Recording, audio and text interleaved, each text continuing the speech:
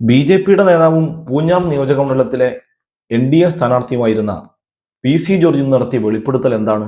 എനിക്ക് ഒരു തന്തയുള്ളൂ, അത് ബഹുമാനപ്പെട്ട നരേന്ദ്രമോദിജി തന്നെയാണ്. മാറുന്ന പ്രശ്നമില്ല.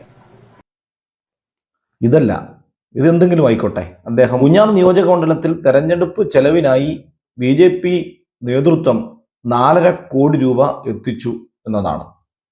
അദ്ദേഹം ബി.ജെ.പിയുടെ ഒരു യോഗത്തിൽ തന്നെയാണ് 4.5 കോടി രൂപ വന്നെന്നും ബി.ജെ.പിയുടെ ചില നേതാക്കൾ ആ പണം അപഹരിച്ചുവെന്നും ഉള്ള വെളിപ്പെടുത്തൽ നടത്തിയത്. 4.5 കോടി രൂപ ചെലവഴിച്ചിട്ടുണ്ട് പാർട്ടി ഈ തെരഞ്ഞെടുപ്പിൽ. നിങ്ങൾ വീതം പറ്റിയിട്ടുണ്ടോ എനിക്കറിയില്ല, നിങ്ങൾ സ്വയം ചിന്തിച്ചു. എന്നാൽ പി.സി. ജോർജും ബി.ജെ.പിയും മറുപടി പറയേണ്ട ഒരു കാര്യമുണ്ട്. നിയമപ്രകാരം 40 ലക്ഷം രൂപയാണ് ഒരു നിയമസഭാ തെരഞ്ഞെടുപ്പിൽ ഒരു സ്ഥാനാർത്ഥിക്കാകെ ചെലവഴിക്കാൻ കഴിയുന്ന തുക. അപ്പോൾ 4.5 കോടി രൂപ പൂഞ്ഞാർ നിയോജകമണ്ഡലത്തിൽ വന്നു.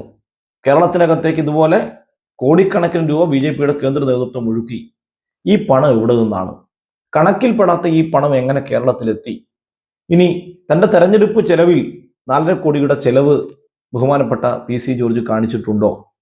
ഈ പണത്തിന്റെ സ്രോതസ്സും ഈ പണം എങ്ങനെ കേരളത്തിലെത്തിയെന്നും ഈ പണം എങ്ങനെ ഉണ്ടായി എന്നും അന്വേഷിക്കാൻ ഇ.ഡി. വരുമോ?